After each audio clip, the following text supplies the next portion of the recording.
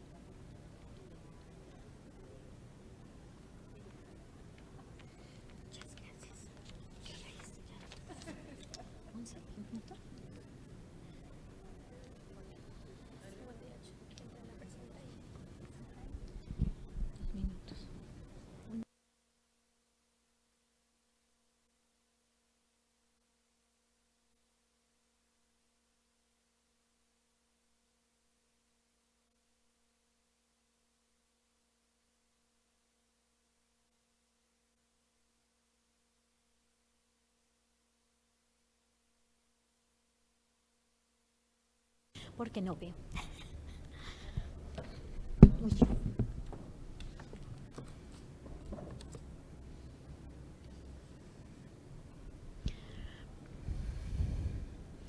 No hay casi gente, pero vamos a empezar. ¿Cuánto falta?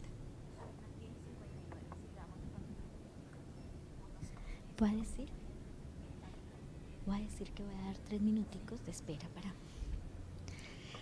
Muy buenos días, agradecemos la puntualidad de ustedes y vamos a dar un tiempito de 3 minutos porque están en el refrigerio y esperamos que tengamos una mayor asistencia. Muchas gracias.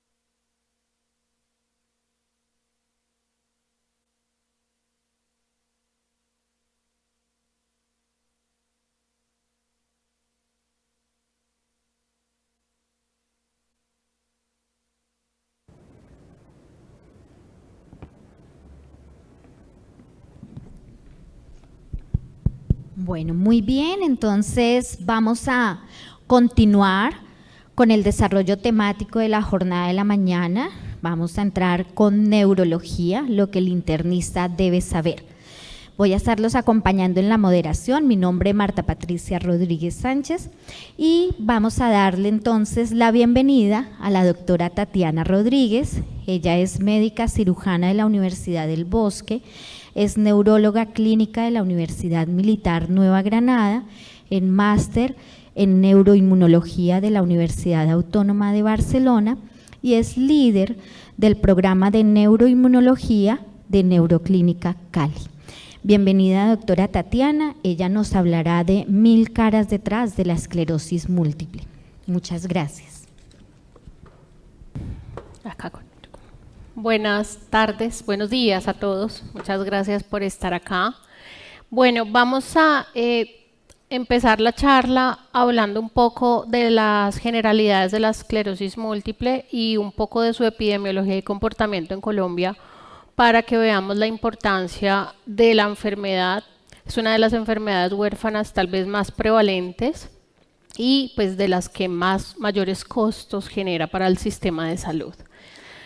Estos son mis conflictos de interés. Bueno, la esclerosis múltiple es una enfermedad autoinmune desmielinizante del sistema nervioso central que tiene varios componentes, principalmente inflamatorios, que es lo que podemos ver clínicamente como una recaída, pero tiene un componente que tal vez ese es el más importante, que es el componente neurodegenerativo, que está presente desde el inicio y que continúa a lo largo de toda la enfermedad, y es lo que nos genera la gran discapacidad en los pacientes. Afecta principalmente a la población adulta joven en sus etapas laboralmente activas, por eso es una enfermedad que tiene un impacto directo en la economía de todas las regiones. Es la condición neurológica no traumática más común de discapacidad en adultos jóvenes y tiene un gran impacto en la funcionalidad e independencia de los pacientes por las secuelas severas que puede generar. En cuanto a la epidemiología, básicamente sabemos que su prevalencia está determinada por muchos factores, ambientales como por ejemplo el virus del Epstein-Barr, los niveles de vitamina D, factores geográficos como la latitud, las zonas nórdicas o más alejadas del Ecuador tienen mucho mayor prevalencia, factores genéticos ya conocidos como el HLA-DRB1, que es un factor predisponente para la enfermedad. Y podemos dividir estas zonas en zonas de alta prevalencia, cuando la prevalencia es más de 30 casos por 100.000 habitantes, zonas de prevalencia media entre 5 y 30 casos por 100.000 habitantes y de baja prevalencia inferior a 5 casos por 100.000 habitantes. Se estima que alrededor de 2.5 millones de personas en el mundo padecen esclerosis múltiple. Anteriormente, según los estudios más antiguos en Colombia, era una enfermedad de baja prevalencia, con una prevalencia estimada de 4 por 100.000 habitantes. Ahorita, en los estudios más recientes, hemos visto que en Colombia es una enfermedad de riesgo intermedio, una prevalencia de 7.2 por cada 100.000 habitantes. Igual que cualquier enfermedad autoinmune, es más prevalente en mujeres que en hombres, en una proporción de un hombre por cada 2.4 mujeres, y es una enfermedad de muy alto costo, no solamente por el impacto que tienen los medicamentos para el tratamiento de la enfermedad, sino por los costos que genera el proceso de rehabilitación, de manejo de secuelas y pues de las propias recaídas. La esclerosis múltiple fue el diagnóstico que representó el mayor recobro al Fondo de Solidaridad y Garantías FOSIGA para el año 2008, que fue el último estudio epidemiológico que se realizó, y el costo supera más de 75 veces el valor de la UPC.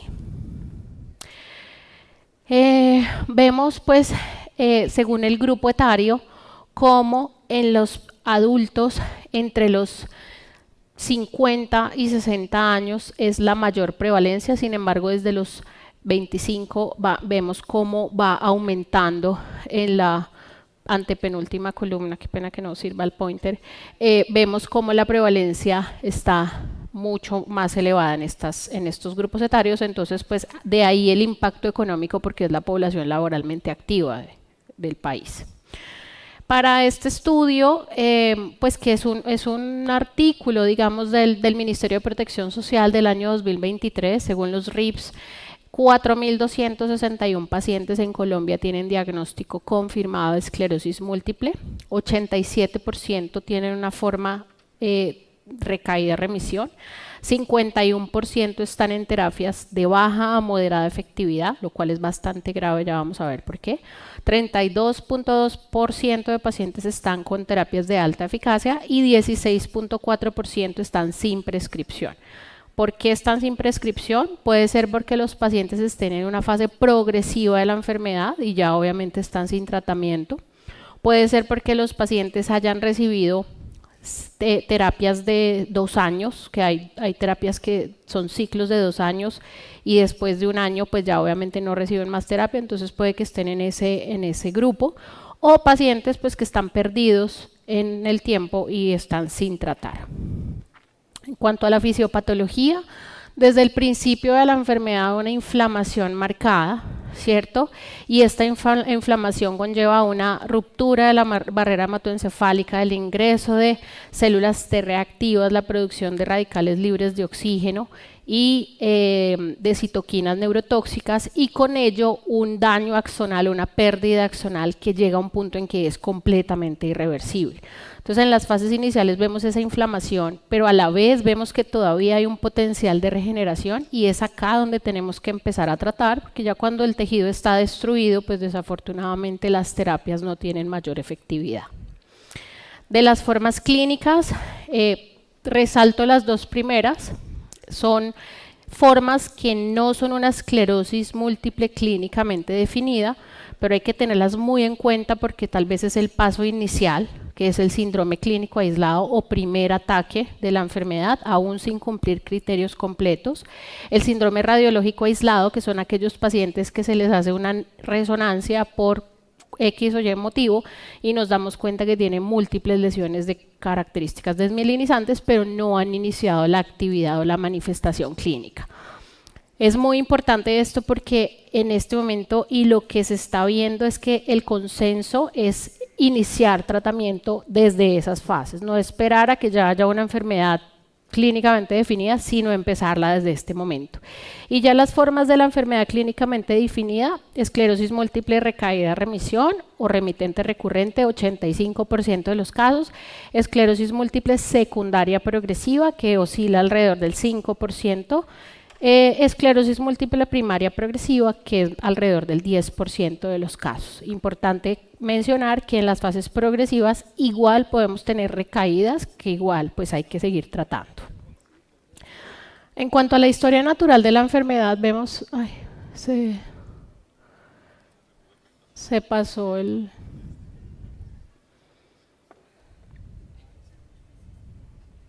Bueno, les voy igual contando. En cuanto a la historia natural de la enfermedad, vemos que los pacientes con esclerosis múltiple tienen una tasa de pérdida de tejido, de atrofia cerebral mucho mayor de los pacientes de la población sana, ¿sí? Inicialmente esto no es evidente porque nuestra reserva cognitiva nos permite enmascarar este fenómeno, pero ya cuando esa reserva se va agotando, empezamos a ver clínicamente las manifestaciones cognitivas de la enfermedad.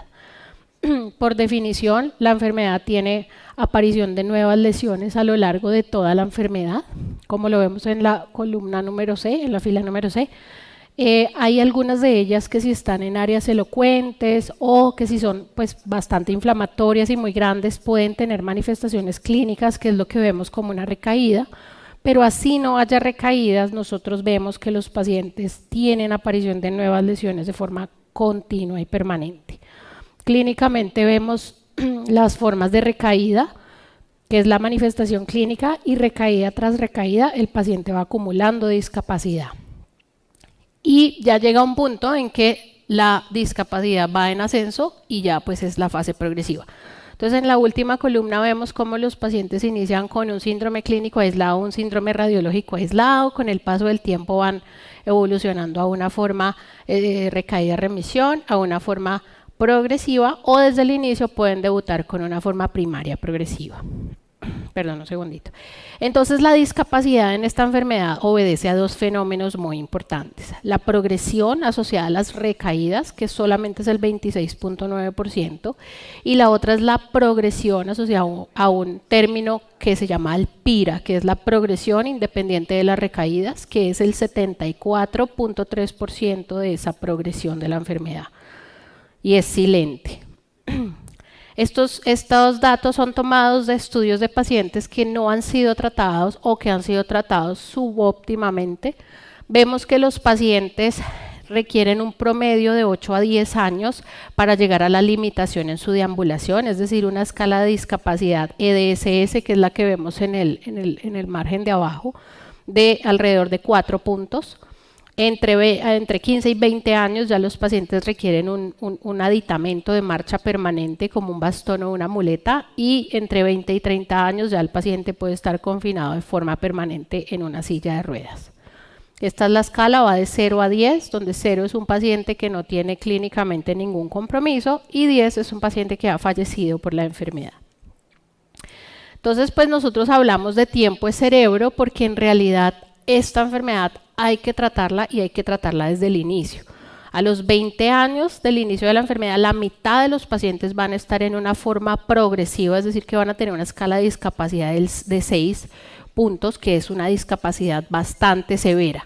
Y la expectativa de vida de un paciente con esclerosis múltiple se puede reducir entre 7 y 14 años con relación a la población normal. Entonces vemos en la gráfica en verde cómo si iniciamos un tratamiento precoz, la discapacidad disminuye notoriamente. Si iniciamos un tratamiento de forma tardía, disminuye, pero no lo que quisiéramos. Y si iniciamos o no tratamos, pues obviamente el desenlace va a ser bastante nefasto.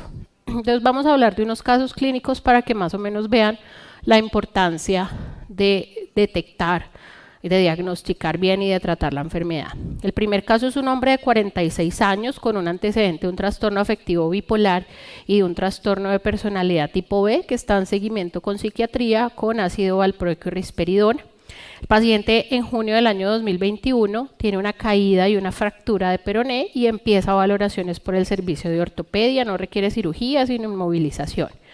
En septiembre del 2021 el paciente acude a su consulta de control con el ortopedista, ¿cierto? Y de su parte de su fractura pues ya está muy bien, sin embargo él manifiesta que en ocasiones siente disminución de la fuerza.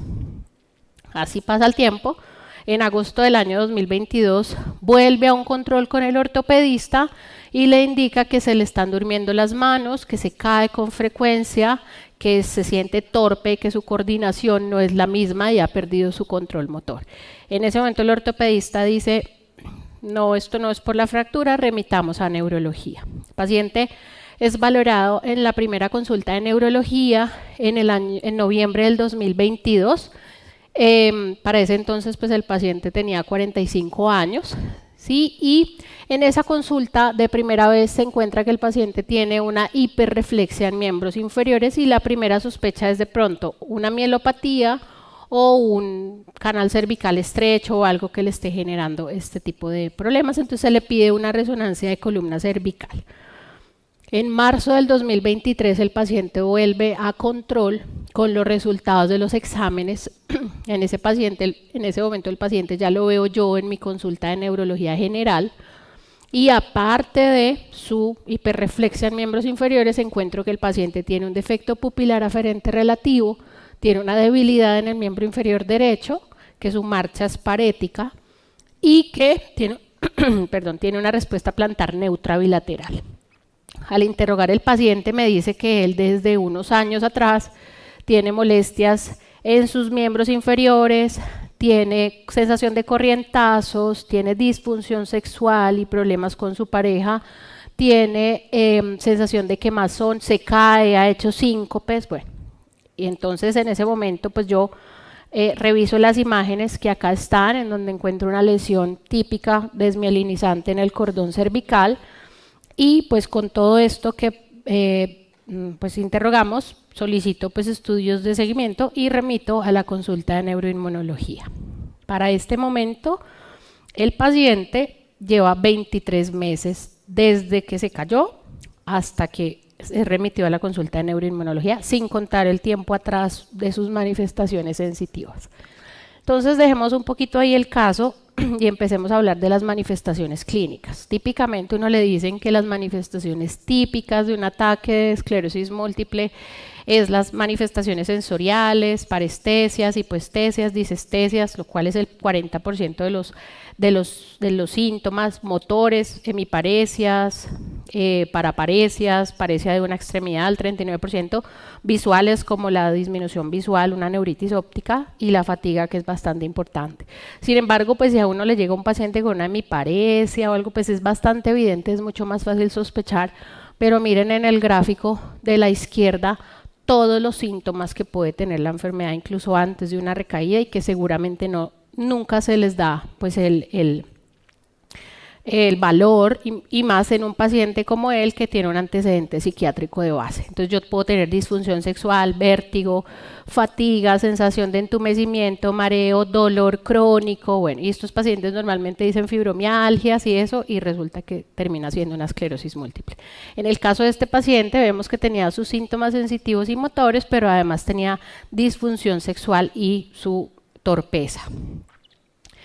Este es un cuadro que muestra las manifestaciones clínicas en frecuencia y la evolución desde un síndrome clínico aislado hasta una esclerosis múltiple definida y vemos cómo efectivamente los síntomas visuales, motores, sensitivos, cerebelosos, esfinterianos son los más frecuentes. Sin embargo, nosotros podemos ver cambios cognitivos en los pacientes desde el inicio de la enfermedad, incluso antes de que sea una forma clínicamente definida.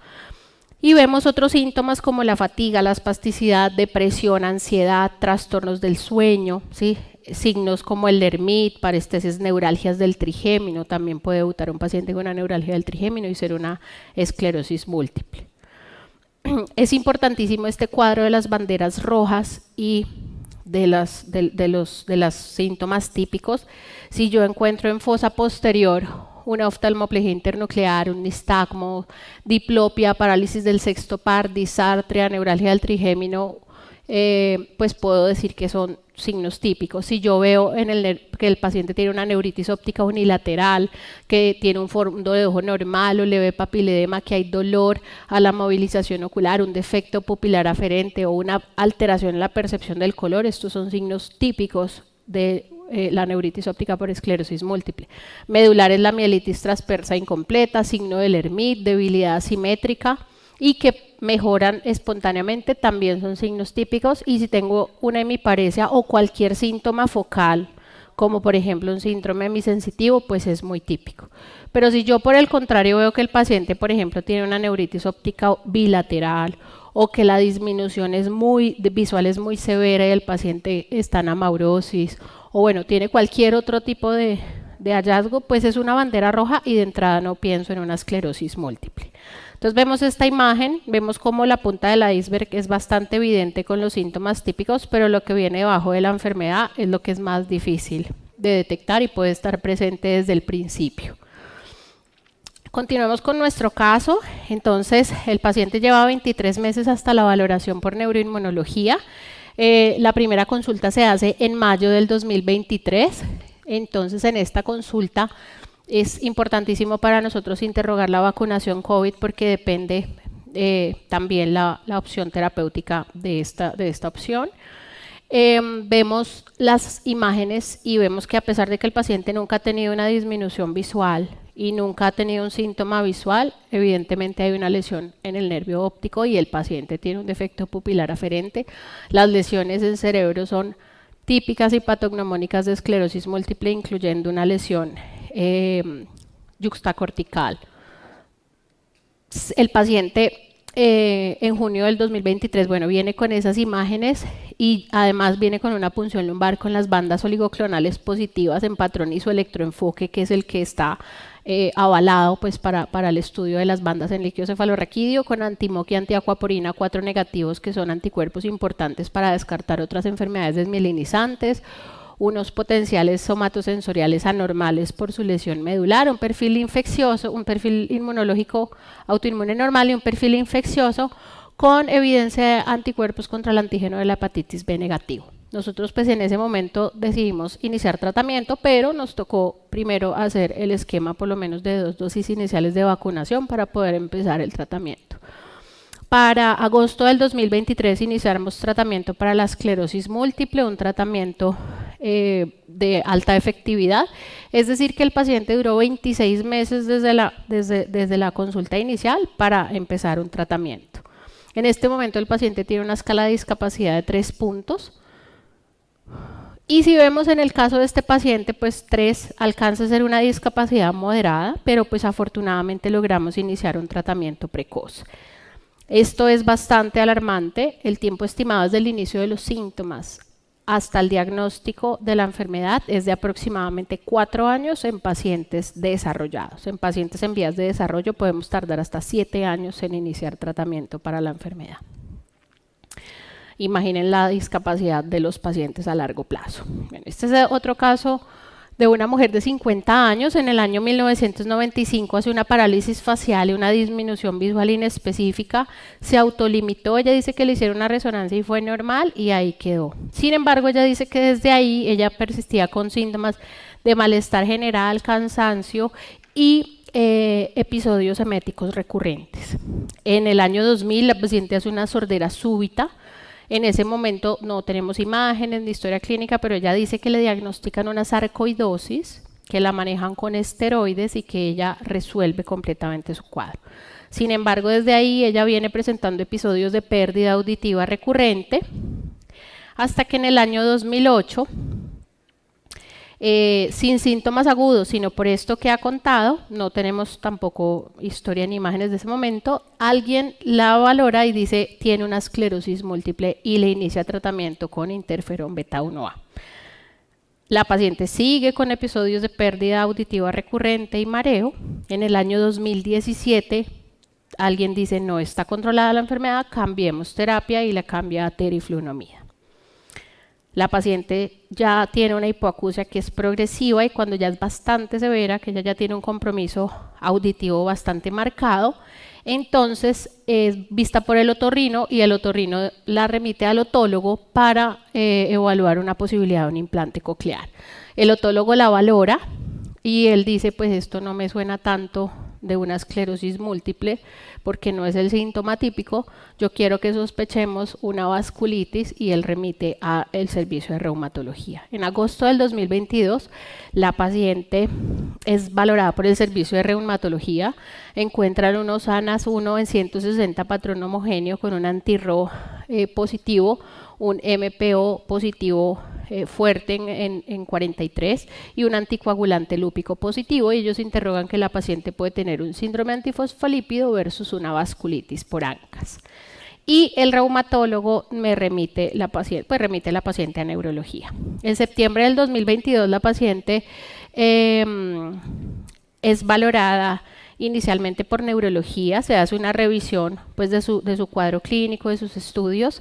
Para ese momento pues no tenemos imágenes actualizadas y pues se remite a la consulta de neuroinmunología por el antecedente y porque la paciente está tomando teriflunomida desde el año 2017. Entonces nuevamente las banderas rojas y vemos que de los síntomas que tiene la paciente ninguno es un síntoma típico de esclerosis múltiple, ¿cierto? Entonces pues no hay que pensarla de entrada. En cuanto a los diagnósticos diferenciales, pues importante ver que la tasa de diagnóstico erróneo de una esclerosis múltiple oscila entre 5 y 10%, incluso en cohortes especializadas en esclerosis múltiple. Imagínense pues en caso de tratamiento por neurología general o por, bueno, otra especialidad. Las causas del mal diagnóstico, pues una pobre atención a los síntomas atípicos o banderas rojas, ¿cierto? O una defectuosa interpretación de las anormalidades en la resonancia es lo más frecuente.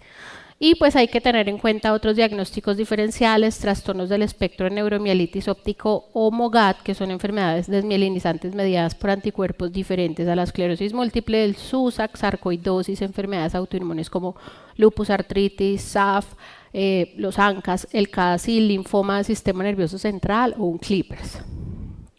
Entonces estos son los criterios diagnósticos de esclerosis múltiple, no vamos a entrar digamos a explicar eso porque nos tardaríamos horas. Los criterios últimos, digamos más actuales son los del año 2017, en donde debe haber una correlación clínica típica de un ataque típico de esclerosis múltiple y una correlación con resonancias y con bandas oligoclonales. Entonces es muy importante saber que es posible que un paciente no cumpla estos criterios, pero su diagnóstico sea esclerosis múltiple, entonces por eso es que tenemos que hacer un abordaje integral. O puede pasar lo contrario, que el paciente cumpla criterios, seguramente como alguien interpretó en nuestra paciente anterior, y pues la paciente no tiene una esclerosis múltiple. Por eso la recomendación MAGNIMS, que es el grupo que hace y avala estos criterios de diagnóstico, indican que únicamente se debe aplicar los criterios diagnósticos de esclerosis múltiple a un paciente que tenga un ataque típico primero, o sea, un síndrome clínico aislado para la enfermedad. De resto, pues no podemos aplicar esos criterios. Sigamos con nuestra paciente. La paciente en diciembre del 2022 es valorada simultáneamente entre reumatología y neuroinmunología. El reumatólogo confirma que la paciente tiene una vasculitis asociada a ANCAS, una granulomatosis más polangeitis con hipoacusia y una hipoacusia neurosensorial secuelar. Y estos son pues lo que encontraron títulos de RP3 elevado fuertes, y en la valoración por neuroinmunología pues solicitamos absolutamente todos los estudios complementarios. La paciente es llevada a un implante coclear en marzo del 2023, afortunadamente logra realizarse las neuroimágenes y vuelve al control en abril del 2023 después de recuperarse de su posoperatorio. Sigue hasta ese momento con teriflunomida y estas son las imágenes que nos trae la paciente. La paciente tiene unas imágenes con unas lesiones inespecíficas de sustancia blanca que no cumplen ningún criterio para esclerosis múltiple. La médula es normal, los potenciales evocados son normales y en ese momento pues descartamos que la paciente tenga una esclerosis múltiple y suspendemos teriflunomida. En este momento la paciente está para octubre del 2023 sin ningún tipo de actividad de la enfermedad y está en su tratamiento reumatológico con metotrexate, ácido fólico, aspirina, prednisolona y calcio más vitamina D. Bueno, vamos a hablar rápidamente de cuáles son unos hallazgos típicos para pensar en esclerosis múltiple. Sabemos nervio óptico, neuritis óptica, unilateral, médula espinal, la mielitis y cerebro, pues síntomas focales. Entonces, ¿qué vemos en una neuritis óptica? La neuritis óptica por esclerosis múltiple es por definición una neuritis retrovulvar, en donde el fondo de ojo en la gran mayoría de los casos es normal. Entonces no esperemos encontrar papiledema o que si no lo hay no es, entonces no, porque normalmente no hay, porque es retrovulvar, no me alcanza a comprometer papila. Puede que sí haya algo de papiledema, pero puede que no lo haya, que es lo más frecuente, y eso no me descarta una neuritis. Es unilateral, las lesiones son cortas como las vemos en la resonancia y normalmente los pacientes recuperan completa o casi completamente la visión después de un ataque con los manejos, pues con los esteroides. Hay dolor a la movilización ocular y esto es bastante importante y hay pérdida o alteraciones en la saturación de los colores. En cuanto a la mielitis, son lesiones múltiples, pero son lesiones pequeñas, segmento corto, realzan con el medio de contraste, puede haber compromiso de las regiones posteriores y laterales, son lesiones periféricas pequeñas. Pero si yo veo, por ejemplo, una lesión tumefacta que me afecta toda la médula o que es longitudinalmente extensa, que me ocupa más de 3 segmentos, pues seguramente no voy a pensar de entrada en una esclerosis múltiple. Y en cerebro son lesiones ovoides chiquitas, menores usualmente de 3 milímetros, aunque puedo tener lesiones tumefactas también. Importantísimo, las lesiones periventriculares no son las lesiones que están al lado de los ventrículos. Las lesiones periventriculares por esclerosis múltiple están en contacto directo con el ventrículo. Las lesiones yuxtacorticales o corticales, como vemos en esta imagen C y F, sobre todo las corticales, son patognomónicos de esclerosis múltiple, y en fosa posterior podemos tener compromiso de los pedúnculos, del bulbo, del cerebelo, ¿sí? Y es bastante importante. Entonces comparemos las imágenes de la paciente 1, que es el paciente con esclerosis múltiple definida, y la paciente de la vasculitis. Vemos que su nervio óptico, acá está la lesión típica retrovulvar, allá pues no hay ningún hallazgo. Las imágenes de cerebro del paciente 1, esclerosis múltiple versus vasculitis, vemos las lesiones, como les digo, periventriculares que están directamente en contacto con los ventrículos, mientras que las lesiones de la otra paciente pues están al lado, pero pues son lesiones de sustancia blanca, como una microangiopatía que puede tener hasta una persona con migraña. Este paciente pues tiene las lesiones yuxtacorticales y corticales, la otra paciente pues no las tenía. Y en la médula, pues la médula de este paciente tiene sus lesiones medulares típicas y pues la médula de la otra paciente está completamente intacta, que para un cuadro que empieza en 1995 pues no es el conducto natural de la enfermedad. Tratamiento, pues básicamente sabemos recaídas, esteroides, plasmaféresis, modificadores de la enfermedad desde 1995 hasta ahora, una gran gama, y pues el sintomático básicamente el manejo de las secuelas. Entonces, en conclusión, la esclerosis múltiple es una enfermedad progresiva neurodegenerativa del sistema nervioso que desde el inicio presenta un daño progresivo y secuelas definitivas. Es la primera causa de discapacidad en adultos jóvenes de causa neurológica no traumática. Genera altísimos costos al sistema de salud. Los costos al sistema de salud de la paciente número 2 oscilaron entre los 844 millones de pesos durante los años que estuvo en tratamiento sin tener la enfermedad. Y pues eso es vital, hacer un diagnóstico temprano e iniciar un tratamiento temprano para reducir y retrasar la progresión. Nunca olvidar tiempo de cerebro, y siempre les digo a los doctores especialistas que tienen la posibilidad de pedir estudios para poder remitir después, una resonancia no se le niega a nadie y nos ayuda muchísimo a detectar casos sospechosos y remitir inmediatamente. A veces nosotros, por ahorrar costos o algo, que un TAC, y pues no estamos detectando mucho de la enfermedad, y es bastante importante poder hacer una remisión rápida al especialista para poder tratar. Muchas gracias.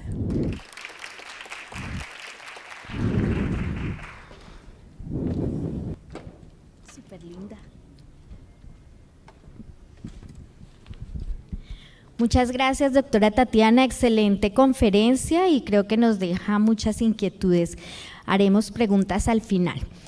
Vamos a seguir entonces con nuestro programa, el delirium en diferentes escenarios clínicos, mitos y realidades. En esta oportunidad nos acompaña la doctora Mariana Aranda Correa. Ella es médica cirujana de la Universidad de Caldas, psiquiatra general de la Pontificia Universidad Javeriana, psiquiatra de enlace de la Pontificia Universidad Javeriana, CES Hospital Universitario de Caldas y docente de la Universidad de Caldas. Y la acompañará la doctora Liliana Ramírez Zuluaga. Ella es médica y cirujana de la Universidad de Caldas, especialista en medicina interna y geriatría de la Universidad de Caldas, magíster en educación con énfasis en docencia universitaria de la Universidad de Caldas, magíster en cuidados paliativos de la Universidad Valladolid. Es profesora del programa de medicina de la Universidad de Caldas y especialista CES del Hospital Universitario de Caldas. Bienvenidas, muchas gracias.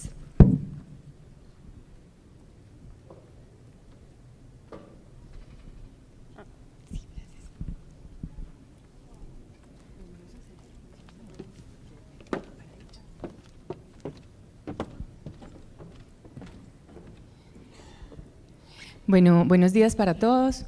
Tenemos el gusto pues de presentar un tema que nos apasiona a la doctora Mariana y a mí, que es el tema de delirium. Vamos a empezar a evaluar por qué es importante conocer de delirium y qué implicaciones encontramos con esta patología con nuestros adultos y por qué hay una relación directa con el deterioro cognitivo, con la demencia, que son algunas de las controversias que quisiéramos dejar claras después de este pequeño conversatorio. Bueno, vamos pasando.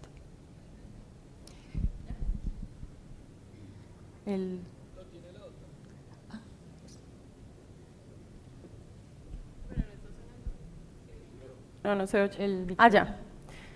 Ya, hola, ¿cómo están? Muchas gracias por la invitación. Bueno, pues nosotros declaramos no tener conflicto de interés y queremos iniciar. Vamos a iniciar entonces definiendo qué es el delirium, ¿sí? Y la doctora Mariana nos va a contar cuáles fueron los cambios en el DSM-5 acerca de la definición de delirium. Doctora, cuéntenos entonces qué encontramos alrededor del delirium últimamente. Bueno, el DSM-5 que salió más o menos en 2014 salió el texto pues ya revisado después del DSM-4 texto revisado, hizo un cambio muy grande acerca de los criterios diagnósticos de delirium, porque antes para nosotros eran muy importantes las fluctuaciones en el estado de conciencia. Ya no, ahora es mucho más importante las fluctuaciones en la atención. Y eso, digamos que en lugar de mejorar o facilitar el diagnóstico en estados confusionales agudos, como nosotros lo decimos, realmente lo dificulta, porque pues un paciente puede tener fluctuaciones en el estado de atención y es mucho más fácil para nosotros advertir un cambio en el estado de conciencia que un cambio en la atención. Entonces realmente esto hace que el delirium esté todavía más subdiagnosticado, sobre todo el delirium hipoactivo, que es el que sigue siendo más subdiagnosticado y se confunde muchísimo con depresión y obviamente incluye todas estas características que es, pues, como les digo, la alteración en la atención y la conciencia, pero la conciencia ya viene como un segundo punto. Bueno, pues que tiene obviamente un curso agudo, tiene alguna alteración también en la cognición, que de todas maneras esto también es muy difícil de evaluar en estos pacientes que tienen la atención alterada, porque las entrevistas psiquiátricas estructuradas siguen siendo de alguna manera el gold estándar para el diagnóstico de todas las patologías psiquiátricas, independiente de las escalas, inclusive el CAM-UCI o el CAM sigue siendo menor la sensibilidad y la especificidad que la entrevista psiquiátrica estructurada. Además, pues obviamente no se puede explicar por una demencia preexistente, bueno, pues tampoco se puede, no ocurre pues digamos en el contexto de una disminución del estado de conciencia, pues un coma, y tiene siempre una causa subyacente. Para nosotros cuando ocurre en presencia de lesión cerebral ya el diagnóstico cambia, ya no es un estado confusional agudo, sino es un trastorno mental y del comportamiento secundario a lesión cerebral. Y esto es importante, a lesión o bueno, pues, a alguna trauma, digamos, cerebral. Y eso es importante porque el manejo, el abordaje terapéutico cambia también. Entonces, siempre es importante tener en cuenta eso. Si quieres... Bueno, entonces, a la doctora, ¿por qué hablar de delirium y por qué esta conexión entre el internista y el psiquiatra pues es importante? bueno, tenemos que la prevalencia de delirium es alta. Nos hemos encontrado que más bien hay un subdiagnóstico de esta patología y en la edad avanzada es un poco más elevada esta prevalencia.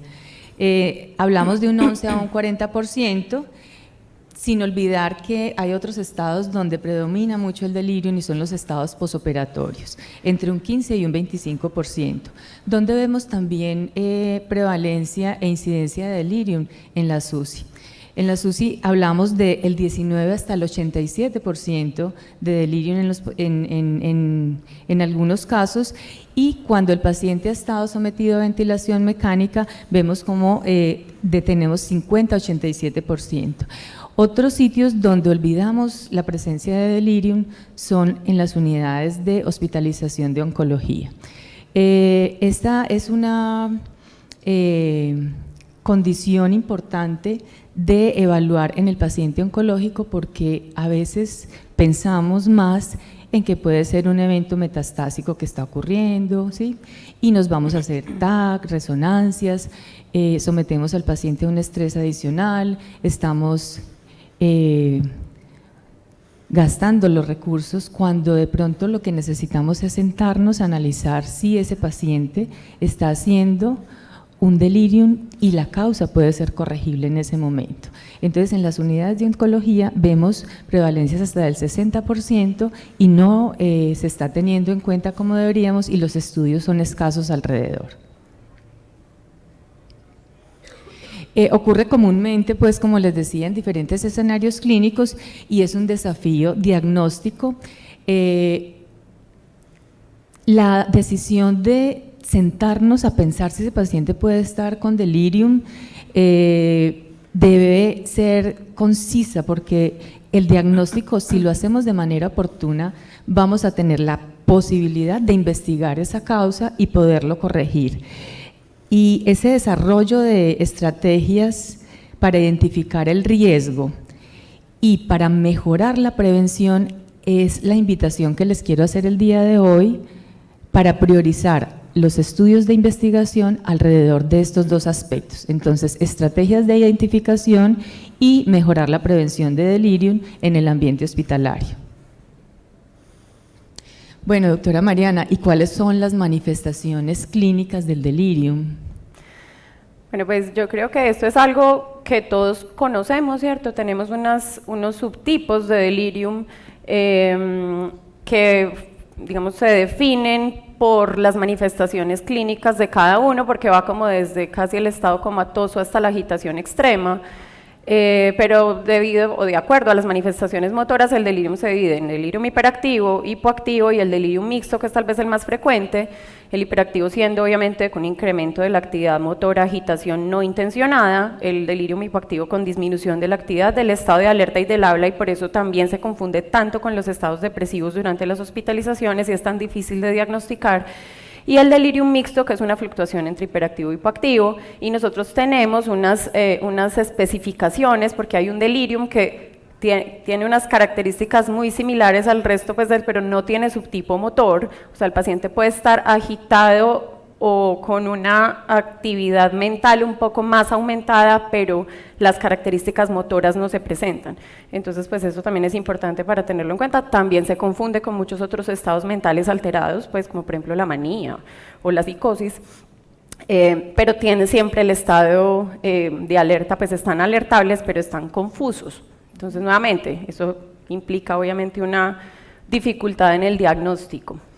Ahí tenemos algo importante y es que la agudeza clínica prima para el diagnóstico. Esto no es como que se infartó, tiene troponina positiva, ¿sí?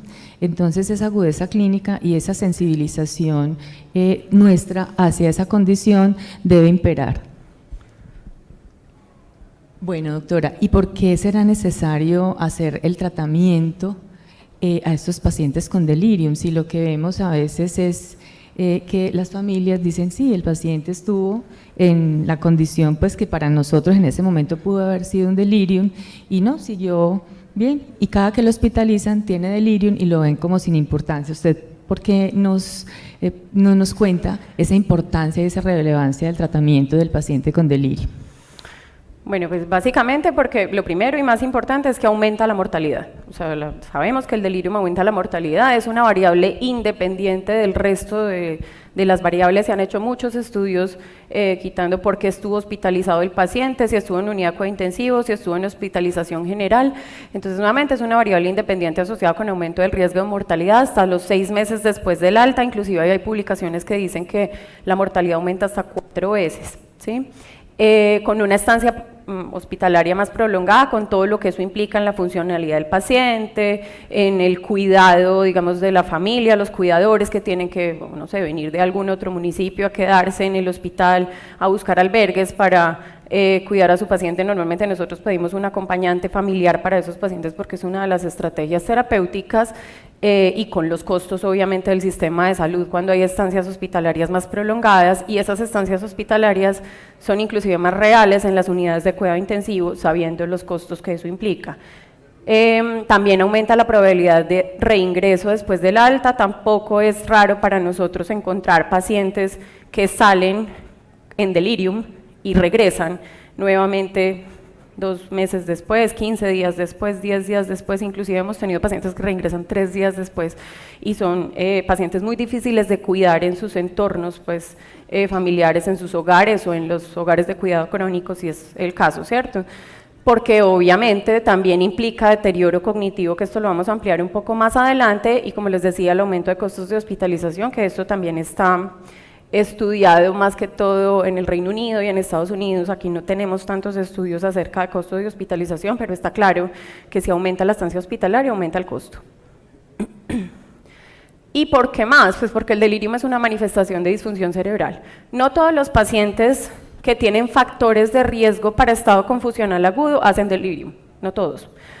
Entonces, para nosotros, en general, el paciente que hace delirium, pues su estado confusional agudo, como nosotros le decimos, tienen un marcador de disfunción cerebral. Ese paciente no está funcionando bien en su sistema nervioso central. Entonces, entre más larga sea la disfunción cerebral del paciente, más posibilidades hay de disfunción prolongada e irreversible, que como les decía, tiene sí una conexión, una asociación importante que con trastornos neurocognitivos mayores, ¿cierto?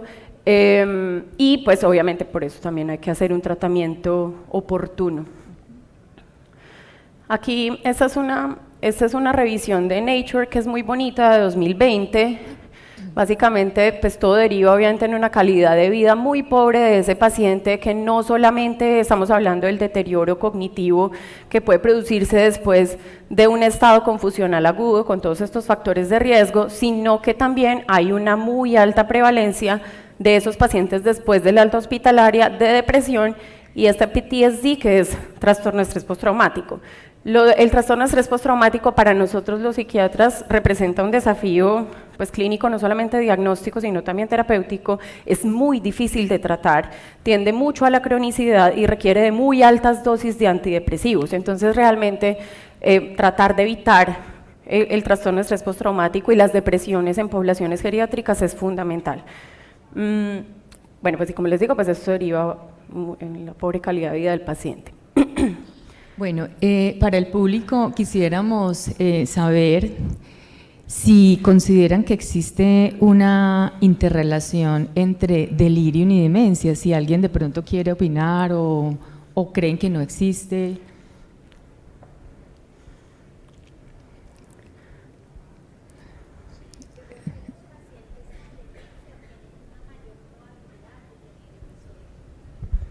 Pienso que los pacientes con demencia tienen una mayor probabilidad de tener episodios de delirium y pues que aumenta la probabilidad a medida que van deteriorando su estado mental. Gracias, doctora. Es efectivo que estos pacientes tienen esa predisposición. Y ahora, ¿será que el delirium puede desencadenar demencia en el paciente? Entonces vamos a mirar esa parte. ¿Listo? ¿Y cuál demencia también? ¿Y cuál? Porque no, pues demencias son muchas, ¿no? Bueno, Maldonado es un psiquiatra de enlace, dirige la unidad de psiquiatría de enlace de Stanford, es tal vez uno de los psiquiatras que más producción científica tiene acerca de estado confusional agudo, para que le echen una miradita. Él es, si no estoy mal, dominicano, pero pues trabaja en Estados Unidos, y tiene varias hipótesis acerca de por qué ocurre el estado confusional agudo, ¿sí? Una de estas es la hipótesis del envejecimiento neuronal. Esta grafiquita es muy bonita. Ustedes saben también que por cada década, después de los 60, 70 años que uno viva, la probabilidad de tener un trastorno neurocognitivo mayor es, pues, ustedes ven cómo sube esa gráfica, es demasiado. Y también sabemos, como creo que ya han mencionado en otras charlas, que pues aquí ya se invirtió la pirámide poblacional.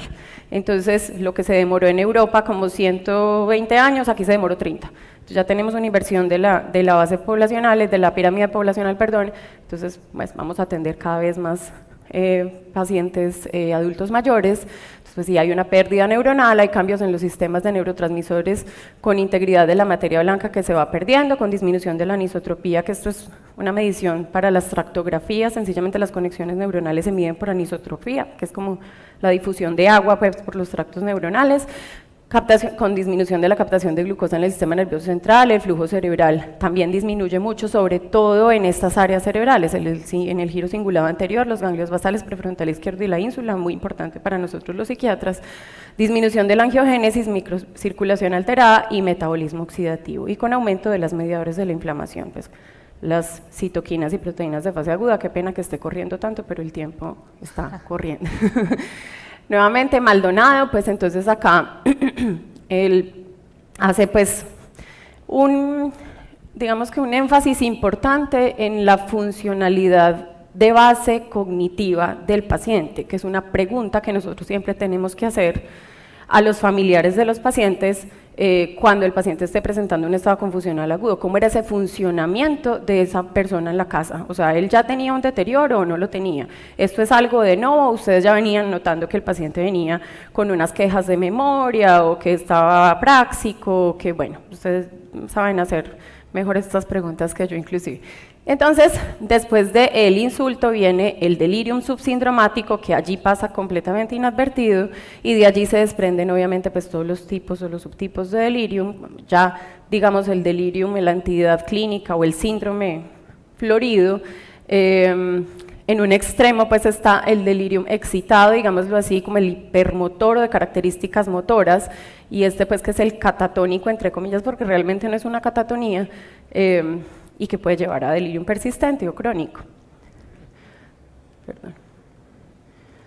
Bueno, y esta gráfica que tenemos a continuación es muy bonita, yo diría que es una de las más importantes de esta revisión que queríamos compartir con ustedes, y es que los pacientes tienen unos factores precipitantes, ¿sí? Y hay cerebros más susceptibles que otros a padecer delirium.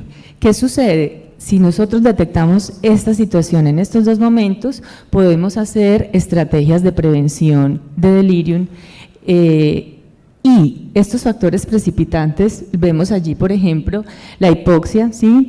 Las anormalidades metabólicas, algunos medicamentos, algunas situaciones de infección, la cirugía, la misma enfermedad de Alzheimer y cualquier enfermedad neurodegenerativa.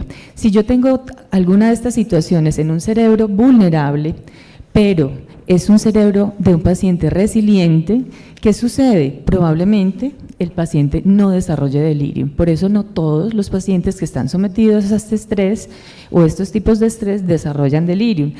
Y si este paciente, bueno, hablamos de un cerebro resiliente, pues es aquel que tiene pues una reserva cognitiva adecuada y al cual pues se le pudo hacer pues estrategias de prevención. Y ese cerebro que es vulnerable, que no tiene esa resiliencia, entonces cuando desarrolla delirium, ¿qué sucede? ocurre esto, la neuroinflamación. Esa neuroinflamación que ocurre en el cerebro en ese momento produce disfunción neuronal y la injuria neurológica. Y esa aceleración, ¿sí?, de daño patológico y de disfunción y de intervención también, o interacción más bien con algunos genotipos APOE, generan en algunos pacientes demencia. Entonces, no todos los pacientes con delirium terminan haciendo demencia, pero hay algunas condiciones que sí hacen más susceptible al paciente a tener demencia. No sabemos quiénes lo van a desarrollar o la van a desarrollar, por eso la idea es impactar desde el momento en que estamos detectando, ¿sí?, los factores predisponentes y los factores precipitantes. Bueno, doctora, ¿y cuáles son las medidas de prevención para el delirium? Bueno, entonces, esta es una pregunta que se hace mucho en investigación acerca de la profilaxis para delirium. Realmente la profilaxis se hace, pero no es farmacológica, o sea, no hay evidencia para la profilaxis farmacológica. Hay muy buena evidencia para la movilización temprana de ese adulto mayor, para la hidratación adecuada. Esta tercera es fundamental y creo que es una de las que más se incumple en los planes hospitalarios, y es el plan de sueño. Ese paciente tiene que dormir bien y hay que garantizarle de alguna manera que tenga un sueño reparador. Con orientación frecuente, con reminiscencias, o sea, estimulación cognitiva, que esto casi siempre nosotros se lo dejamos a los familiares que los acompañan, por eso también recomendamos de manera persistente que haya un acompañante permanente, ojalá familiar, ojalá sea el cuidador habitual, y con corrección de la deprivación neurosensorial, que tampoco se hace. Entonces preguntarle sencillamente si el paciente usa audífonos, si el paciente usa gafas, así esté en la unidad cointensivo, tráigale los audífonos y póngaselos, tráigale las gafitas y se las pone, porque ustedes imagínense uno acostado, sedado, mirando todo el tiempo hacia el techo, en una habitación blanca que no tiene luz natural y aparte no oye y no escucha bien, pues, bueno, oye y no ve bien, perdón, entonces pues obviamente el riesgo se aumenta exponencialmente. Siempre háganlo y de verdad tiene muy buena evidencia. Lo que tiene mediana evidencia es educación de enfermeras y cuidadores, la música y la psicoterapia tienen evidencia como controversial, y la intervención en unidades geriátricas especializadas también tiene una evidencia mediana, pero la que no tiene ninguna evidencia es el uso de psicofármacos o antipsicóticos antes de que el delirium aparezca. Realmente la profilaxis con antipsicóticos no se recomienda, digamos, adiciona polifarmacia, adiciona reacciones adversas y tampoco previene el delirium. Los inhibidores de la colinesterasa, que también estuvieron estudiados durante algún tiempo para ver si se prevenían o no prevenían el delirium, tampoco funcionan, ni la melatonina ni los agonistas de la melatonina como el ramelteón, que es el Roserem, que también tuvo varios estudios acerca de esto. Yo quería mencionarles de pronto acá lo que yo siempre pongo dentro de las recomendaciones o las medidas no farmacológicas antidelirium. Esto es algo que uno tiene que repetir y repetir y repetir y ponerlo en la historia clínica y decírselo a los familiares y decírselo a las auxiliares y a la jefe y al médico tratante, porque nosotros los enlacistas somos médicos interconsultantes, nunca estamos a cargo del paciente, pero pues la idea es hacer un enlace, un puente entre el paciente y el médico tratante. Bueno, esta es otra tablita que es interesante. La encontramos y nos llamó mucho la atención porque tiene algunas, digamos, recomendaciones adicionales donde para cada situación hay una intervención y describe qué puedo hacer con ese paciente. Entonces es como un coquito de cómo prevenir, una cartilla coquito de cómo prevenir el delirio en nuestros pacientes, y sería una riqueza para los servicios donde estamos trabajando, enseñarles a nuestros médicos del piso, a las auxiliares también y a todo el personal de cómo podemos impactar haciendo estos ejercicios que nos los comentaba ahora la doctora. Y de pronto esta parte adicional es educar acerca del delirium a nuestro personal. Si ustedes van hoy al servicio donde están trabajando y le preguntan al auxiliar de enfermería qué es el delirium y cómo va a prevenirlo en el paciente. Probablemente van a tener algunas respuestas, no lo que quisiéramos oír, y esto nos da algunas pautas para motivarnos a seguir la educación en este sentido, y que todos juntos podamos trabajar en conjunto con relación a mejorar la calidad de sueño del paciente, evitar la polifarmacia, ¿sí? El soporte pues, emocional del paciente también cuando está hospitalizado y lleva 10 días allí, lo de la hidratación que es tan importante y bueno, lo que ya habíamos mencionado. ¿Y estas estrategias entonces cuándo se aplican o cómo se aplican? Se aplican todas, en todas partes y al mismo tiempo. Es decir, las estrategias deben implementarse juntas, al menos 3 al mismo tiempo y siempre, ojalá, por un grupo multidisciplinario.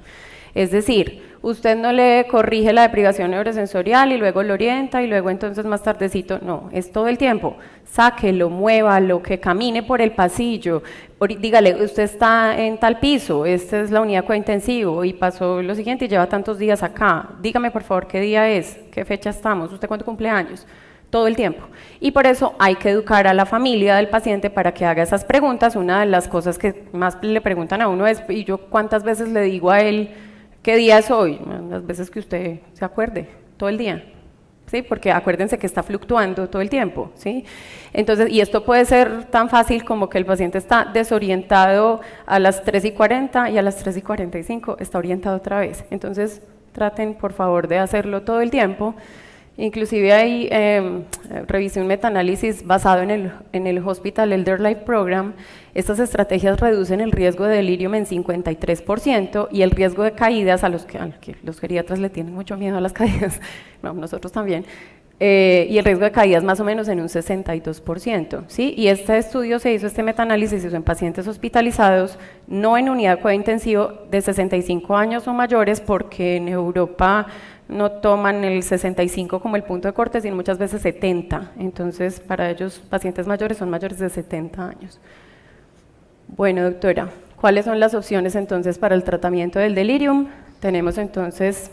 Bueno, para el tratamiento del delirium tenemos, como decíamos, estrategias no farmacológicas, ya quedan pues muy claras, y estrategias farmacológicas. De las estrategias farmacológicas, pues con la doctora Mariana vamos a hacer algún recorrido de los medicamentos, no vamos a especificar sobre reacciones adversas y todo esto que quedan en las tablitas y bueno, en la bibliografía para que lo complementen, porque por cuestiones de tiempo no podemos hablar de cada uno de los medicamentos, pero vamos a hacer un énfasis en algunas situaciones.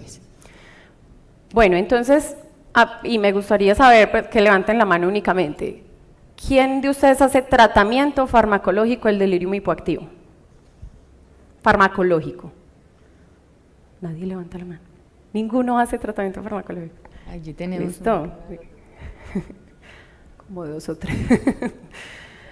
Bueno, hay un par de corrientes realmente, hay personas que, hay autores que dicen que el tratamiento farmacológico se debe hacer, hay autores que dicen que definitivamente no se debe hacer porque nuevamente estamos adicionando reacciones adversas, polifarmacia en un paciente que probablemente está estuporoso, somnoliento todo el día y le vamos a poner un antipsicótico que produce sedación, pues no estoy como tan segura.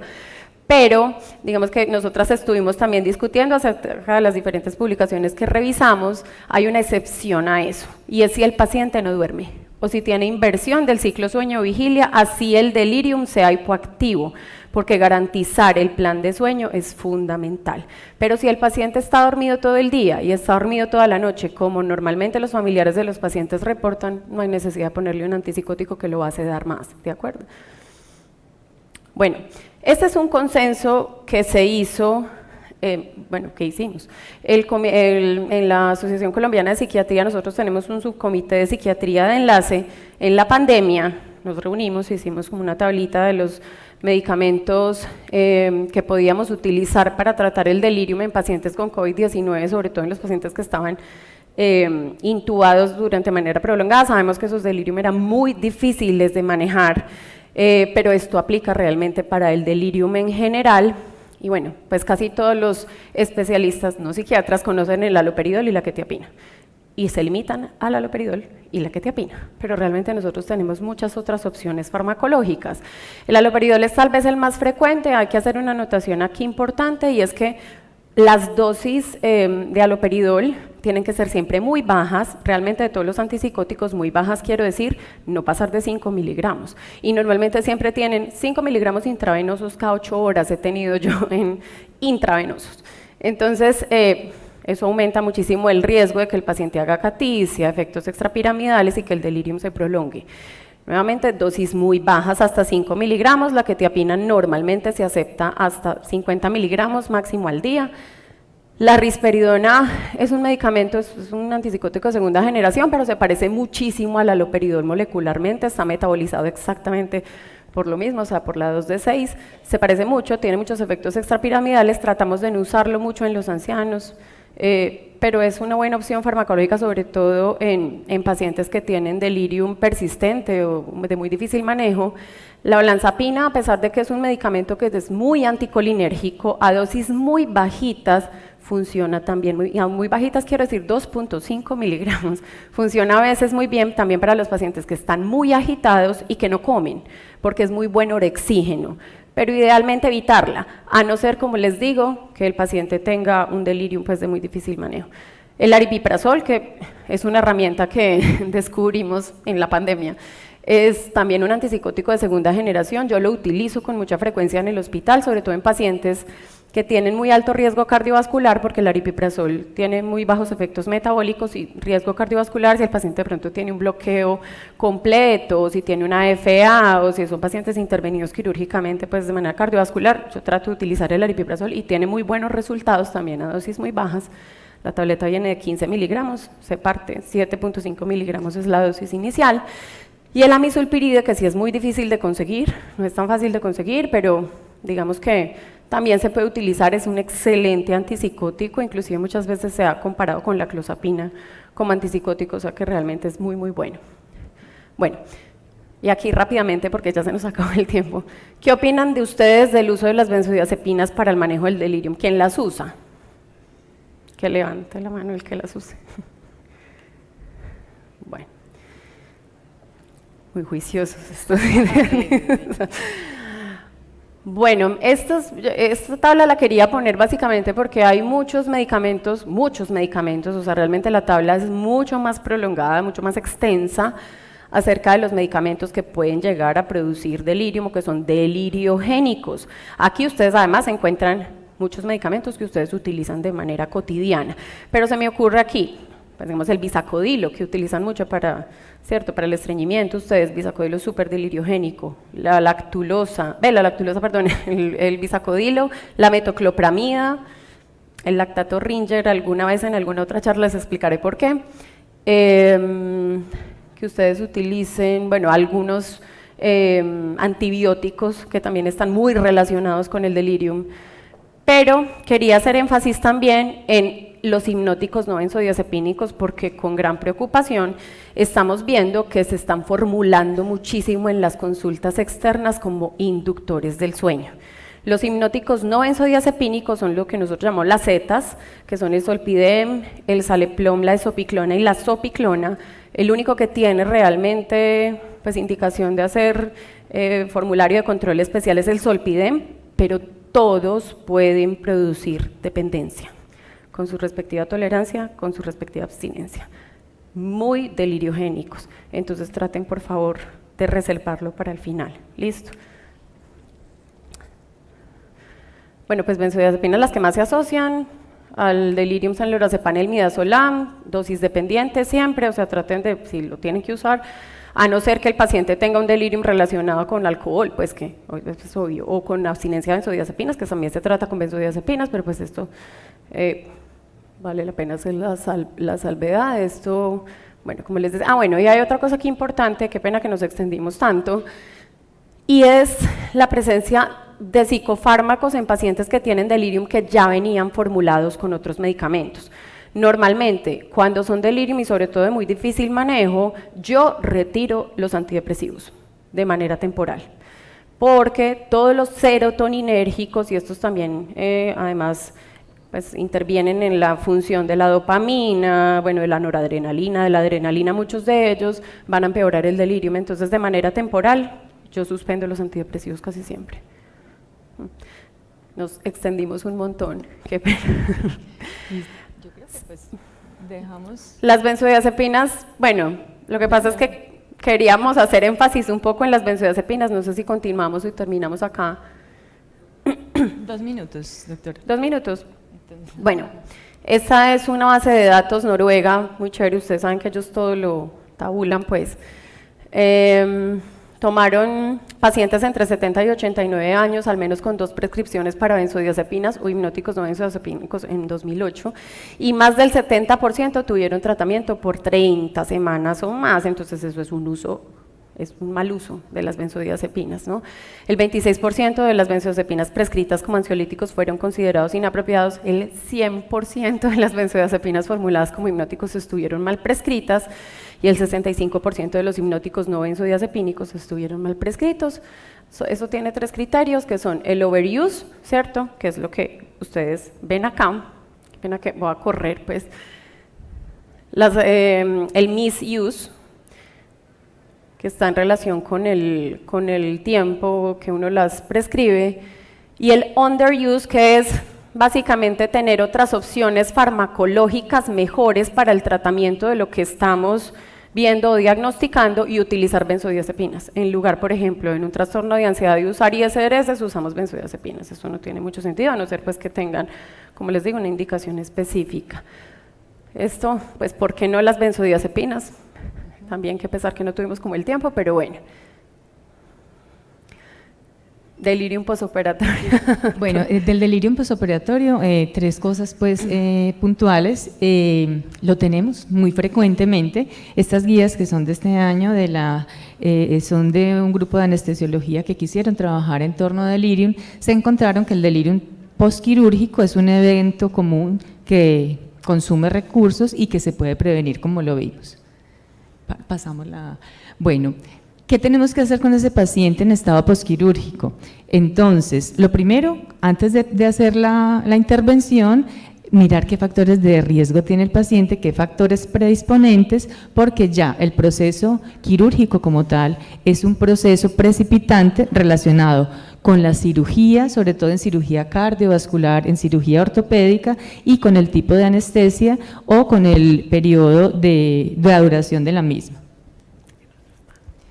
Bueno, mayor riesgo para tener delirium postoperatorio en los pacientes ancianos, en el paciente frágil, en el paciente que tiene deterioro cognitivo, deterioro neurosensorial, este paciente que está con desnutrición, el paciente con polifarmacia o que lo llevamos a cirugía con anemia o que tiene baja reserva funcional. Como vemos, es una recomendación fuerte hacerlo. Y bueno, pasamos que esto ya lo mencionamos. Básicamente, ¿qué sucede en la cirugía? Es la inflamación inducida por la misma cirugía, donde hay citoquinas y los DAM activan toda esa inflamación aguda y esa respuesta inflamatoria en la periferia también se da a nivel del sistema nervioso central.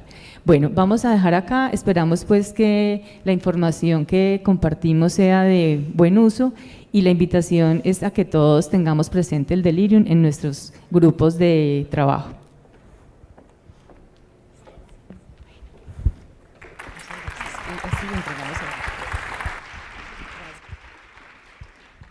Muchas gracias, doctora Tatiana, doctora Liliana, doctora Mariana. Por tiempo no podemos hacer preguntas, creo que la historia continúa porque hay mucha tela que cortar con estos 2 temas tan interesantes y con estas disertaciones que fueron tan ilustrativas para todos nosotros. Muchísimas gracias, vamos a dar la bienvenida al simposio Novo Nordisk, no sé si ya están las personas acá. Muchísimas gracias.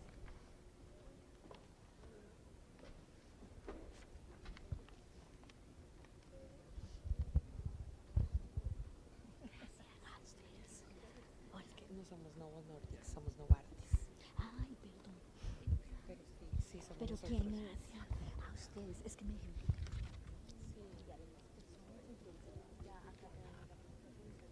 ¿qué quieres que hagamos? Bueno, yo te corrijo, pero entonces, ¿quién va a moderar la actividad?